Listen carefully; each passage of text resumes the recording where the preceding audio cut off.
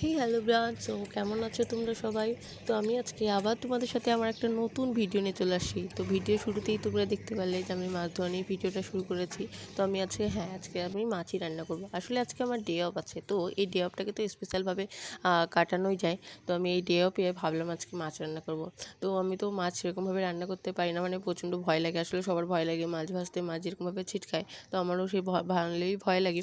তো আমি যেহেতু মাছ ভাজতে পারি না, ওই জন্য মাছও খাওয়া তেমনভাবে হয় না। তো আজকে যেহেতু ডে অফ আছে, তাড়াহুড়া তেমন কোনো দরকার নেই। তো আমি খুব শান্তভাবে আজকে মানে মাছ রান্না করেছি। তো এই মাছ রান্নাটা কীভাবে করেছি আমি সেটাই ভাবলাম তোমাদের সাথেও শেয়ার করা যাক।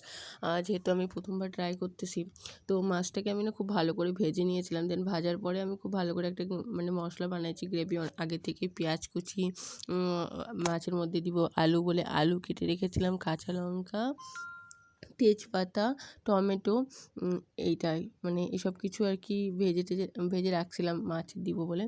তো আমি যেহেতু তোমাদের সাথে এই ভিডিওটা শেয়ার করছি, তো মাছ ভাতের সাথে সাথে চলো আমি তোমাদের সাথে একটা গল্প শেয়ার করি। তো আমি আজকে তোমাদের সাথে এই মাছ ভাতের সাথে সাথে আমি একটা তোমাদের সাথে নার্সদের বিয়ে করার কিছু প্রফিট বলি। আসলে যারা নার্সদেরকে বিয়ে করবে তাদের কী কী প্রফিট হবে। তো এই যে রান্নাবান্না জিনিসটা আগে থেকে কিন্তু খুব সুন্দরভাবে জানা থাকে, যে কেন কি অনেকে নিজের থেকে রান্না করে খায়। তো এই রান্নাবান্নার জিনিসটা কিন্তু মানে রান্নাবান্নাটা অনেক ভালো করে আগে থেকে শেখা থাকে। তারপরে এই যে সংসার ম্যানেজ করার একটা জিনিস, নিজের একা থাকলেও কিন্তু একটা সংসারের মতো সব কিছু নিজেকে করে নিতে হয়। রান্নাবান্না থেকে শুরু করে ঘর পরিষ্কার করা মানে সব কিছু। তো এটা একটা প্রফিট। দেন নার্সরা কিন্তু অনেক জোগাড়ু টাইপ হয়।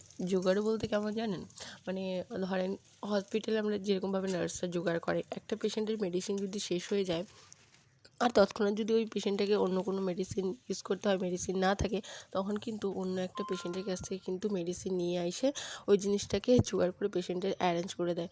আর সেম এরকমই লাইক দ্যাট আপনি মানে আপনারা ধরতে পারেন, যদি আপনার বউ যদি বাড়ির নার্স হয়, তাহলে আপনার বাড়িতে যদি লবণও না থাকে, পাশের বাড়ি থেকে কিন্তু লবণ ধার করে আইনেও আপনাকে রান্নাটা করে খাওয়াতে পারবে। তো এই কিছু কিছু হচ্ছে মানে নার্সদের বিয়ে করার প্রফিট।